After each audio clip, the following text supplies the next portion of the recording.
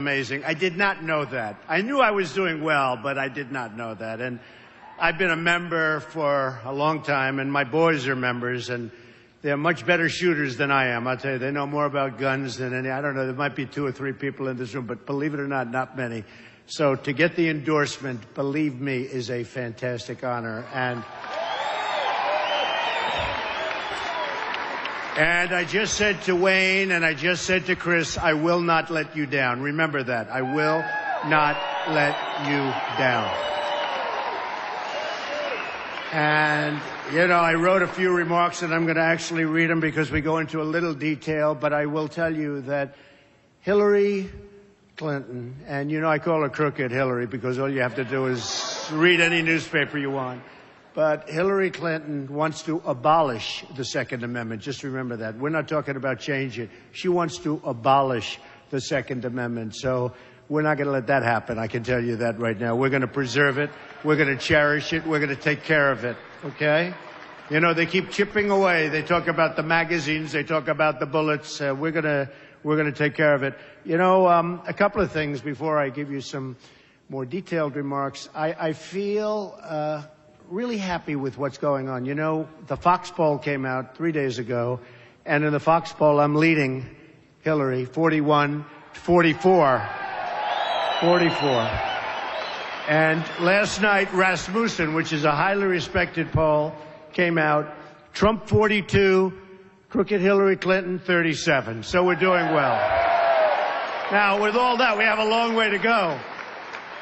But if you get every one of your friends to go vote, because there's a big difference. You know, on a lot of the things there's a difference, and some are subtle, some are big. And by the way, we're in Kentucky. We're going to put the miners back to work before I forget about that. We're going to put the miners.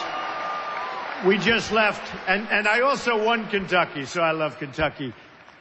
I used to work in Cincinnati. For 2 summers, I worked in Cincinnati doing a job with my father, and I loved Cincinnati, and I'd come over the line and I'd be in Kentucky. You'd be surprised how much I know about Kentucky. But it's an amazing place. But I said when I won New York, because we won New York in a landslide, and then Pennsylvania and Maryland, and we won everything. We were winning everything. We won Connecticut, Delaware, Rhode Island. And then we went to West Virginia, and boy, did I win. Did we do well in West Virginia. Wow. But all landslides. We won in all of the states I mentioned and more. Every single county in every single state. That's called a victory. And we won by massive percentages in the 60s and some in the 70s. And then, of course, we went to Indiana. As you know, that was going to be the firewall for the other side. And it turned out to be a massive victory for us again. It didn't hurt that Bobby Knight came out and said, I want Trump to win. That didn't hurt.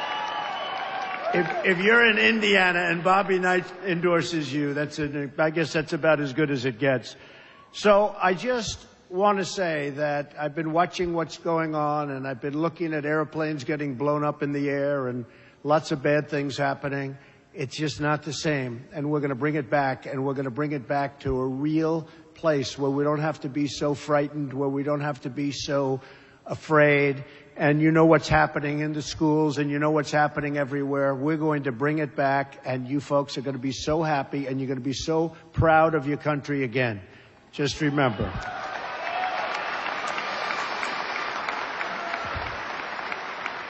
Bernie Sanders, who I'm sure you all love, he did say one thing that was very interesting. He said that Hillary Clinton is unqualified to be the President of the United States. And he said that, and it's just, you know, one of those things. He said she suffers from bad judgment, and she does. You look at so many of her decisions have been bad. So I think we're going to do really, really well, and I look forward to it. I actually look very forward to the debates. I've loved the debates. I don't know. I never debated before, and all of a sudden I have all these debates. And that was a big question mark in my mind. I mean, how will I do in debates? I'm debating people that were on their national debating teams and all of these top debaters. But they never had people interrupting them every other word they'd say. You're a liar. You're a liar. And they're trying to speak and they can't speak. You would have done the same. I know a lot of the audience. You would have done the same. So I just want to give this, and I want to really, it's so important to me. I wrote it down. And again, my sons have been members of the NRA for many, many years, and they're incredible. They have so many rifles and so many guns. Sometimes even I get a little bit concerned. I said, that's a lot. Okay, but I will tell you, they know so much about it, and really they're surrogates. They go around and speak, and every time they speak to a gun organization or a club, people call me and they say, your boys are great boys, and boy, do they know their business. So it's one of those things, and that's the way we want it. And, you know, I mention so often we talk about Paris or we talk about San Bernardino, and nobody had guns. You know, Paris is probably in the world the toughest place to have a gun. The toughest. France generally, but Paris in particular. And when these thugs walked in, you know, the press used to call them masterminds, right? The mastermind. We're looking, I said, that's why people are joining. That's why they're coming in, because they're using the word mastermind. Not mastermind, thugs. In fact, I called him the guy with the dirty cap. Remember the white cap? And it was filthy dirty. This was the mastermind. And actually, the press has stopped using the term. They're very dishonest people, among the most dishonest I've ever met, but they actually stopped using the term mastermind because they use that term and then they wonder why our youth is going and fighting for ISIS. They don't even know what they're fighting for. But I think it's gotten a lot better from that standpoint. But if you look at Paris, 130 people killed, hundreds of people still in the hospital, just horribly wounded, can never be the same, horribly wounded. And these guys came in, boom, boom, you over here, boom, and they just stood there and just shot everybody. No guns on the other side, folks. If you would have had guns on the other side, if I took a couple of these folks in here, some especially wearing the red caps, Make America Great Again, I promise there wouldn't have been 130 people killed and hundreds of people lying in the hospital to this day. It might not have happened, because if they knew there were guns in the room, it might not have happened. But if it did, you would have had bullets going in the opposite direction, and believe me, the carnage would not have been the same by any stretch of the imagination.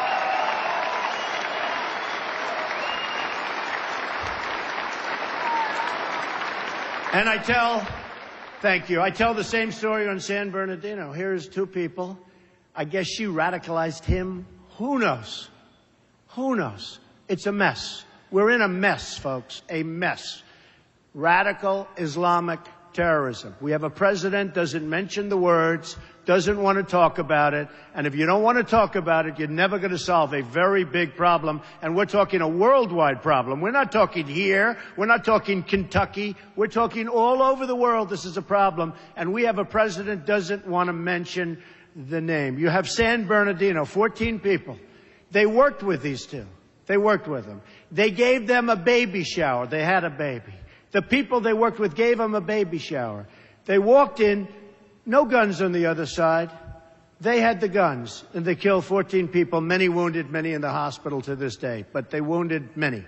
But they killed 14 of their co-workers. And the co-workers thought they were friends. So there's something going on. Now, I tell you again, same story. If we had guns on the other side, it wouldn't have been that way. I would have, boom.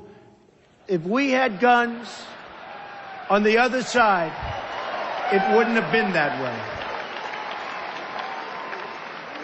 And then you have the gun-free zones. The gun-free zones, that's real. We had a case, you know, about a year and a half ago was the first I really heard of this.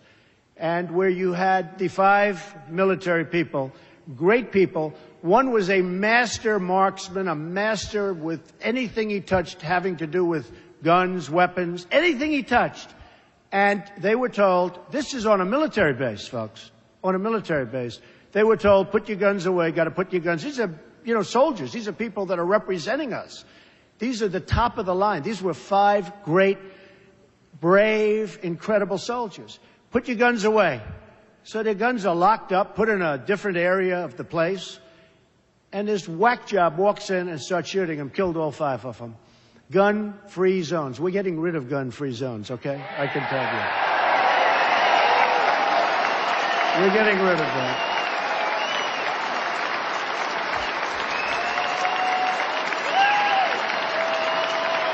Thank you. Thank you. That wasn't part of my speech. I must be honest with you. I don't know. I don't know, maybe I shouldn't read you what I have here, but in fact, if I would have known teleprompters, I would have used them. I've started to use them a little bit. They're not bad. You never get yourself in trouble when you use a teleprompter. You know, the problem is it's too easy. We have a president who uses teleprompters. It's too easy. We should have non-teleprompter speeches only when you're running for president. You find out about people. The other way, you don't find out about anybody. So, the Second Amendment is under a threat like never before. Crooked Hillary Clinton is the most anti-gun, anti-Second Amendment candidate ever to run for office. And as I said before, she wants to abolish the Second Amendment. She wants to take your guns away. She wants to abolish. Just remember that. The NRA and the late hero, and he was a great guy, Charlton Heston, who many of you knew. I met him a few times. He was an incredible guy. Did battle with the Clintons to protect our Second Amendment. The NRA has led the fight time and time again to protect our fundamental freedoms. This is an amazing group. I'll tell you, Chris and Wayne and all of the people, and I've gotten to know a lot of these are incredible people, and they really believe. This isn't like a job. They really, really believe. And we're all lucky to have people like that, I will tell you. Really lucky. Of course, if they didn't endorse me, maybe I wouldn't say that. I would. Hillary Clinton wants to reverse the Supreme Court decision, D.C. versus Heller, upholding the right to keep and bear arms. Hillary said the Supreme Court is wrong on the Second Amendment. That's bad. That's like what she said about the miners. We're going to put the miners and the mines out of business. Then she goes, right? Then she goes to, oh, boy, I'll tell you, West Virginia, how would they? I hate to say I won Kentucky, but I won West Virginia by even more. But of course she made that statement after I had already won Kentucky. We're going to win them all. We're going to win them all. We're going to win them all. If Hillary gets to appoint her judges, and this is really important. Look, defense is number one. We have to protect our country. Defense, economy's all important. Everything's important. But without defense, we don't have a country. And our military, as you know, it's being decapitated. What they're doing to our military is incredible. I saw over the weekend a documentary on our great airmen.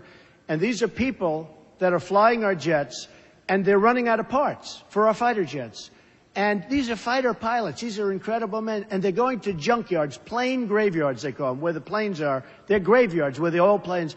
And they're taking parts off. They're cannibalizing the planes. They're taking parts off the planes. And they're putting them onto the jets. And I'm saying, is this the United States? Why don't we have new equipment? And a man got up, great guy, looked as good or better than Tom Cruise. And you know what I'm talking about, because that was a great movie.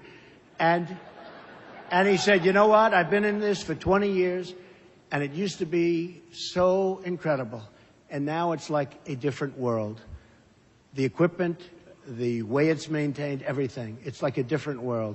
And I just have to say, just to interrupt what I'm going to be talking about, I have to say, we're going to make our military bigger and better and stronger than ever before, and nobody is going to push us around. Nobody. Nobody.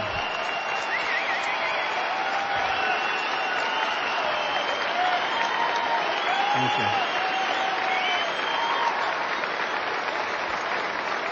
And by the way, as part of that, we are going to take care of our great veterans, and I have to tell you, the proper way. The proper way. All right, thank you, everybody. Thank you. If Hillary gets to appoint her judges, you know, one of the biggest and most important reasons to win this time, it's very unusual. Sometimes you get no judges to appoint. Sometimes you go for years and there's no judges. Probably there'll be a minimum. You have Scalia, who was one of the greats. Well, his position's up. Great. He was great.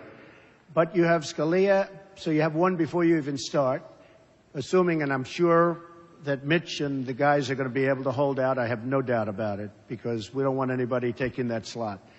But you have Scalia, and you'll probably have 3. It could be 4. And it could even be 5 judges. So I think in terms of president, and we're talking about a 4-year period. And of course, we intend to be there for 8 years. But we'll make it so good in 4, you'll probably say you don't need to do it any longer, Mr. President. But I can't stress in any stronger fashion, whoever the next president is going to appoint from 3 to 5 judges. And if it's Hillary or whoever, assuming she's allowed to run, because you know what she did with her emails is so criminal, is so dishonest, is so shocking that she shouldn't be allowed to run, but it looks like they're going to let her run.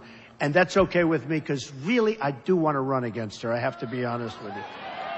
So if she gets to appoint her judges, she will, as part of it, abolish the Second Amendment. And I have to say, that would be, in my opinion, that's what she's going to go for. And it's a little like she did with the coal miners. She said about, she's going to put the coal miners, she's going to put the mines out of business. Then she went to West Virginia and she said, oh, well, I tried to retract. She tried to retract. It didn't work out too well for her. She got really beaten badly. Hillary wants to disarm vulnerable Americans in high crime neighborhoods. Whether it's a young single mom in Florida or a grandmother in Ohio, Hillary wants them to be defenseless, wants to take away any chance they have of survival. And by the way, you have men and you have women sitting in an apartment, and outside is tremendous crime of all kinds, and they need to be protected. And you know the only way they're going to be able to protect themselves. And if you take that gun away from them, it's going to be a very unfair situation. And that's why we're going to call her Heartless Hillary. We can do without that. Somehow I like crooked Hillary better. I put forth, and you probably saw it a few days ago, I put forth a list of judges who will protect and defend all of our freedoms, including the Second Amendment. The judges will follow the Constitution, and these were all highly vetted. The Federalist Society, Heritage, some great references from Jeff Sessions, a fantastic man, from Mitch, and from a whole group of people. And we put down 11. I'll be adding some additional names over a period of the next month or so, sometime prior to the convention. Hope you can all go to the convention. Hope you can come. And we're going to be putting some additional names in. I think you'll be very happy with them. But it's been reviewed incredibly well. People love these people. And I thought I'd do that because I really think it brings the party together. It really is going to, the effect it's had is incredible, because they weren't sure, will Trump appoint this one, that one? How will the judges be? Such an important thing. So I put together the list with some incredibly important organizations and highly respected, and everybody's really happy. You've seen we've gotten A+ reviews on that. Now, I'd like to call for Hillary Clinton to put together a list also, okay? Let her put together a list, because I'd like to see what that list consists of. And you will see it's day and night, okay? Day and night. And it will not be good for the people in this room. And it won't be good, by the way, for the people of our country, most importantly. So Americans use guns to defend themselves against violent crime more than 1 million times a year, okay? More than 1 million times a year. And they want to take them away. Heartless hypocrites like the Clintons want to take this, and they want to get rid of guns, and yet they have bodyguards that have guns. So I think that in addition to calling for them to name judges, we'll also call them and let their bodyguards immediately disarm. Okay? No, they should immediately disarm. And let's see how good they do. Let's see how they feel walking around without their guns on their bodyguards. In the meantime, nobody else can have the guns, right? President Obama tried to take the guns from law-abiding Americans, but has reduced prosecutions of violent criminals who use guns. President Obama is even releasing violent criminals from the jails, including drug dealers and those with gun crimes. And they're being let go by the thousands, Many of these are also, I'm sure you're not going to be surprised to hear this, illegal immigrants. President Obama pushed for changes to sentencing laws that release thousands of dangerous drug trafficking felons and gang members who prey on civilians. And I want to tell you, I've really learned a lot about the border. In fact, 2 weeks ago, you probably saw 16,500 Border Patrol agents endorse Donald Trump. And we've gotten great endorsements. To have the endorsement from NRA today and to have the endorsement from the Border Patrol agents. And I was talking to them. These are incredible people that want to do their job. That's why they're endorsing me. They could just sort of, you know, they're told to stand back. Don't do it. They want to do their job. These are incredible people. It's the first time they've ever endorsed a presidential candidate, and 16,500. So I'm really honored by that. This is Hillary Clinton's agenda, too, to release the violent criminals from jail. She wants them all released. She wants people released that you wouldn't want to walk on the street with, you wouldn't want to look at. And, you know, whether it's Kate in San Francisco, you see what happened there, or Jamil. I've become great friends with his father. Jamil was shot in the face 3 times by somebody that wasn't supposed to be here. Or, and I always say this because this was tragic, a 65-year-old veteran, a woman who was a great woman, raped, sodomized, and killed by an illegal immigrant, wasn't supposed to be here. We're going to straighten it out. And by the way, this doesn't have to do with guns per se, but maybe it has to do with a lot of other things. We're going to build a wall. It's going to be a great wall. We're going to have borders again. People are going to come into the country, but they're coming into the country legally, folks. They're coming in legally. We're going to keep our borders open, and I'll tell you, but they're going to be open when people come in legally. Now, Hillary wants to just keep them open. Anybody can come across, and that's what's been happening. And the crime is violent and a lot. And lots of other things are happening with the drugs pouring across.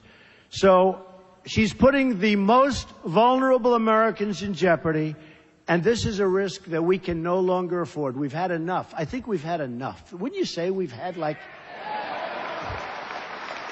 In trying to overturn the Second Amendment, Hillary Clinton is telling everyone, and every woman living in a dangerous community, that she doesn't have the right to defend herself. So you have a woman living in a community, a rough community, a bad community, sorry, you can't defend yourself. That is so unfair, and that is so egregious. And I'll tell you what, my poll numbers with women are starting to go up. I never thought of it. This should really lift them up, right? Starting to go up. I will say, my poll numbers with men are through the roof. But I like women more than men. Come on, women, let's go. Come on. And most people know that about me. Most people know that. This is the most basic human right of all. But Hillary wants to strip it away, and strip it away from women and all others. Hillary Clinton will release violent criminals from jail, more so than even Obama. She has a more open policy than Obama, if that's possible, and put innocent Americans at risk. I'm going to put criminals behind bars and guarantee that law-abiding Americans have the right to self-defense. 100%.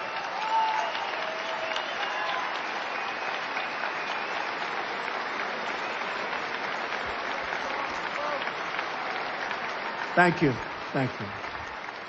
There are 13 million right-to-carry permit holders in the United States. I happen to be one of them. In the past, nobody knows that. Boy, would I surprise somebody if they hit Trump. If I wasn't surrounded by, like, the largest group of Secret Service people, who, by the way, are fantastic people, and our police are fantastic, fantastic people. We have to give a standing ovation to our police. We have to. They are fantastic people. Amazing. They do such a great job. They are so unfairly treated. But they know, and they know how the people feel about them. Thank you. That's great. In the past 30 years, the number of right-to-carry states has gone up 7-fold. These are among the most law-abiding folks, statistically, in the entire country. So they have the right to carry. They're among the most, you know, they do statistics on everything, right? Everything. And these are among the most, in fact, they're like at the top of the list. In Florida, for example, they've issued more than 3 million concealed carry permits in the past 30 years. Only 168 have been revoked. That's 0.006%. So very, very few and just no difficulty. Hillary wants to go into the opposite direction. She said that President Obama didn't go far enough when he executed this order, when he signed this order, and he's not going far enough. He's gone so far, he's gone too far, we're going to stop it. And we will unsign lots of different things, including some of those terrible executive orders. Believe me, they're going to be unsigned so fast, they'll be unsigned the first hour that I'm in office, in the first hour that I'm in office.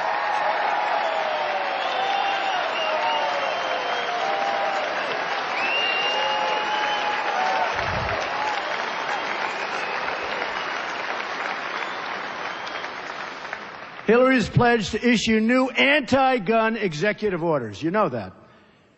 This is the behavior, I mean, you could say of a dictator. This is the behavior of somebody, frankly, I think, that doesn't know what she's doing. She's not equipped to be president in so many different ways. But this is the thinking of a person that is not equipped to be the president of the United States. Believe me, she doesn't understand it. Bad judgment.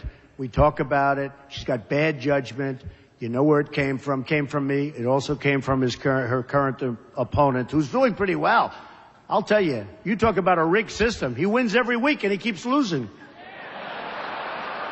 I think Bernie should run as an independent, okay? Let him run. I do. I would love him to run as an independent. Then it would be the three of us on stage. I love that. The Second Amendment is on the ballot in November. The only way to save our Second Amendment is to vote for a person that you all know named Donald Trump, okay? I will tell you. I will never let you down. I will protect our Second Amendment. I will protect our country. Our military will be strong. Our borders will be enforced. We'll get rid of Common Core, which is a disaster. We'll bring education local. So important. Our education is a mess. We're going to get rid of Obamacare. We're going to have a great, great plan as a substitute. Obamacare is out of control. The new costs, as you know, they're going to be revealed on November 1st. They are going to be through the roof. And by the way, don't let this happen. We'll have to speak to Mitch.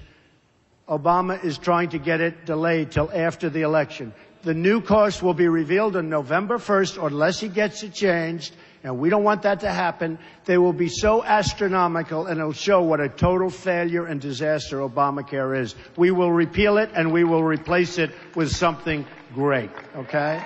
Believe me.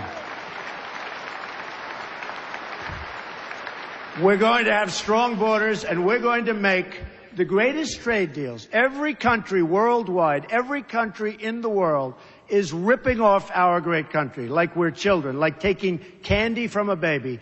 Our trade deals will be renegotiated. We won't be having trade deficits of $500 billion a year with China anymore, folks. They won't be taking our jobs out of here and Kentucky and lots of other places, every place. They won't be taking our jobs and bringing them into Mexico, like with Nabisco, where they leave Chicago, moving to Mexico, and so many other countries, companies, Carrier. You take a look at Carrier Air Conditioner, just left Indiana. They're leaving Indiana. They're moving to Mexico. That's not happening with me, because when they make their air conditioners and they sell them across our now very strong border, believe me, they're going to pay a tax, and they're going to say, we're not moving to Mexico anymore. It's so simple. It's so simple. So we're going to have We're going to have great trade agreements. We're going to become a strong nation again. We're going to save our Social Security. We're going to save our Medicare. We're going to be so proud of this country. You're going to be proud of your president, but I don't care about that. You're going to be proud of your country again. And we're going to start winning again, because we don't win anymore. We never win. We don't win on trade. We don't win with the military. We can't beat ISIS. Believe me, we're going to knock the hell out of ISIS. We have no choice. We're going to knock the hell out of ISIS.